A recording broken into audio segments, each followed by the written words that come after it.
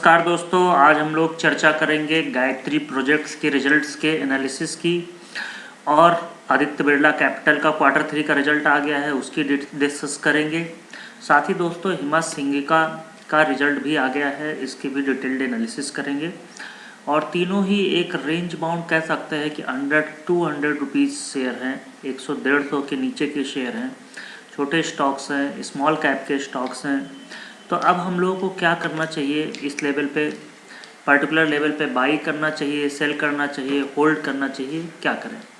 तो दोस्तों चलिए चर्चा शुरू करें। इससे पहले हमें लाइक एंड सब्सक्राइब ज़रूर करिए। और दोस्तों अगर कि कोई भी आपको इंक्वायरी करनी है तो कमेंट बॉक्स में ज़रूर लिखिए। और अगर आप इंट्राडे ट्रेडिंग करना चाहते हैं तो हमारे टेलीग्राम चैनल से ज़रूर जुड़िए, जिसका लिंक डिस्क्रिप्शन बॉक्स में दिया गया है। द ट्रेडिंग बुल्स नाम से हमारा इंट्राडे ट्रेडिंग चैनल है। साथ ही दोस्तों अगर आपको डीमैट अकाउंट ओपन करना है तो आप स्टॉक लिंक पर भी क्लिक कर सकते हैं। तो चलिए दोस्तों इन तीनों शेयरों की चर्चा शुरू करते हैं। तो सबसे पहले दोस्तों हम लोग हिमा सिंघिका का आज रिजल्ट आया है और अच्छा रिजल्ट इन्होंने दिया है। जो क्वार्टर 3 का जो टोटल रेवेन्यू अप है that is 0.9% year on year, and EBITDA जो है वो 26.2% ईयर ऑन ईयर इनका हुआ है। तो अगर आप इनकम वाइज देखें तो यहाँ से आप देख पा रहे होंगे दोस्तों, ये देखिए तो टोटल इनकम 681.65 करोड़ हुई है, जो कि चेंज हुई है। अगर हम लास्ट ईयर के क्वार्टर से देखें तो वहाँ से 0.9% का चेंज आया है। साथ ही दोस्तों अगर आप और देखना चाहते हैं कि एब्टा क्या है तो एब्टा भी 26.2% इम्प्रूव किया है। और अगर आपका प्रॉफिट आफ्टर टैक्स देखेंगे तो that is improve by 45 crore का प्रॉफिट हुआ है, लास्ट ईयर कंपेरिजन में 2.72 करोड़ हुआ है। तो जो कि एक कह सकते हैं 1500 गुना इम्प्रूव हुआ है। और पिछला जो था लॉस था, तो काफ़ी कह सकते हैं कि हर एक पैरामीटर पे एक अच्छा रिजल्ट यहाँ से कह सकते हैं, हर एक पैरामीटर पे अगर आप देखें तो यहाँ से अगर हम एनालिसिस करें तो पर्टिकुलर एनालिसिस क्या हो सकती है उसके बारे में हम देखें। तो अगर हम छोटे स्टॉक है, 1 मंथ का नज़रिया रखिए, वैसे भी स्टॉक मार्केट काफ़ी ऊपर है। तो आप यहाँ पे देखें तो बड़े अट्रैक्टिव वैल्यूएशन से 146 का लेवल है। अगर किसी के पास ऑलरेडी होल्ड है तो 155 के टारगेट होंगे और स्टॉप लॉस जो है 134 का लगाना है। अगर किसी को फ्रेश बाई करनी है तो 138 के लेवल पे बाई करें और वहाँ से 155 के टारगेट होंगे 134 के स्टॉप लॉस के साथ। तो दोस्तों अगर आपके पास होल्ड है तो फिर से सुनिए, 144 के लेवल पे अगर फ्रेश बाइंग करनी तो 138 का लेवल बेस्ट होगा। और अगर किसी के पास होल्ड है तो 155 का टारगेट होगा और 134 के स्टॉप लॉस के साथ। तो ये आपको काम करना है। दूसरा शेयर दोस्तों है गायत्री प्रोजेक्ट्स का। तो गायत्री प्रोजेक्ट का जो रिजल्ट आया है बहुत ही एक्सीलेंट टाइप का है। लॉस से प्रॉफिट में कंपनी आ चुकी है। लास्ट ईयर के अगर हम क्वार्टर ऑन क्वार्टर बेसिस पे देखें तो एक कह सकते हैं कि टोटल इनकम भी जंप हुई है करीब 20% से, और टोटल एक्सपेंसेस भी जंप हुए हैं।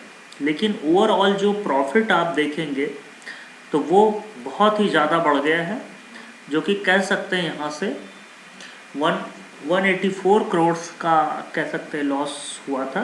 प्रॉफिट बिफोर टैक्स कह सकते हैं, वो प्रॉफिट बिफोर टैक्स जो था, और अभी 3869 करोड़ का प्रॉफिट बिफोर टैक्स है। अगर हम प्रॉफिट आफ्टर टैक्स का देखें तो टैक्स के बाद जो टोटल टैक्स एक्सपेंसेस हैं वहाँ से 150 करोड़ का है और 4000 करोड़ के आसपास नज़र आता है।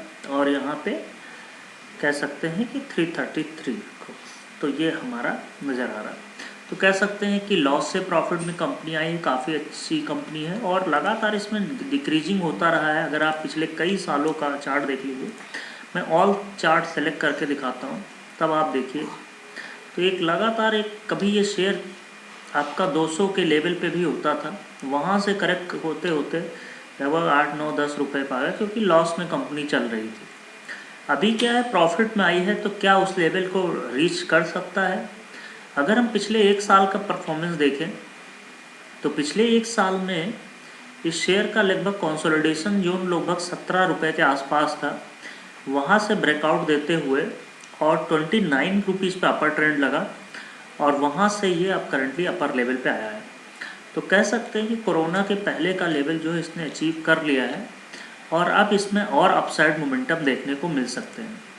तो अगर हम 3 मंथ का नज़रिया रख रहे हैं तो हम लोग क्या करें, 33 का अपर ट्रेंड लगा है, 33 के अपर ट्रेंड से इसको 33 का स्टॉप लॉस लगाएं और ऊपर की तरफ लगभग we are expecting more than 55 के अराउंड टारगेट बनते हैं इसके, जो कि फर्स्ट टारगेट होगा अगर आपका शॉर्ट टर्म नज़रिया।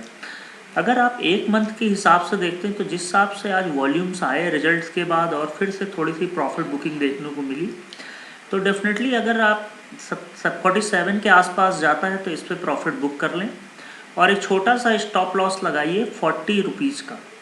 तो 40 रुपये के स्टॉप लॉस के साथ इसमें बने रहें और 47 के टारगेट देखने को मिल सकते हैं, विद इन वीक आपको देखने को मिल सकते हैं। तीसरा दोस्तों, हम लोग रिजल्ट एनालिसिस करते हैं आदित्य बिरला कैपिटल की। तो आदित्य बिरला कैपिटल का आप यहाँ से देखिए दोस्तों, काफ़ी अच्छा रिजल्ट आया है और ये यहाँ पे देख सकते हैं total revenue from the operations. अगर हम क्वार्टर ऑन क्वार्टर बेसिस पे देखें तो थोड़ा सा डिक्रीज किया है और ईयर ऑन ईयर बेसिस पे भी डिक्रीज किया है, तो रेवेन्यू ऑपरेशन से। लेकिन टोटल इनकम जो है वो भी डिक्रीज किया है, लगभग लास्ट ईयर क्वार्टर्स करें तो काफ़ी ज़्यादा फॉल 70% तक डिक्रीज देखने को मिला है। अगर हम टोटल एक्सपेंसेस देखें तो वो ज़्यादा हुए हैं, तो उस हिसाब से इनको काफ़ी ज़्यादा लॉस देखने को मिला है इस क्वार्टर में। तो यहाँ से आप देख सकते हैं कि इस क्वार्टर में इनको लॉस हुआ है और ये कह सकते हैं कि जिस हिसाब से शेयर चला है और आदित्य बिरला का जिस हिसाब से नाम है, तो ये कह सकते हैं कि उतना अच्छा रिजल्ट नहीं दिया है as per the company projections. तो यहाँ से आप देखिए, तो यहाँ पे देखिए, तो आज का अगर आपने इंट्राडे देखा होगा तो इंट्राडे ये शेयर एक समय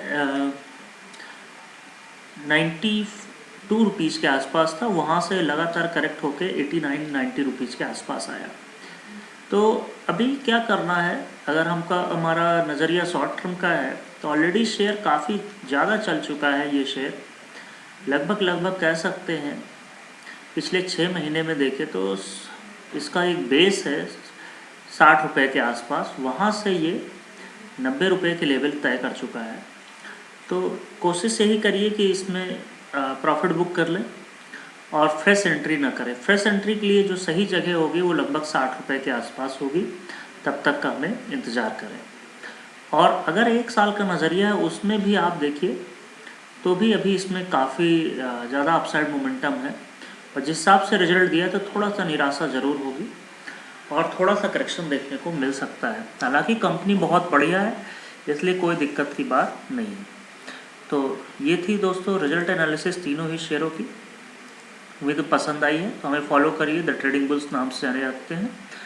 और डिस्क्लेमर यह है कि शेयर मार्केट रिस्क के अधीन है, तो कृपया स्टॉप लॉस जरूर मेंटेन करें और डिस्क्लेमर को जरूर पढ़ें।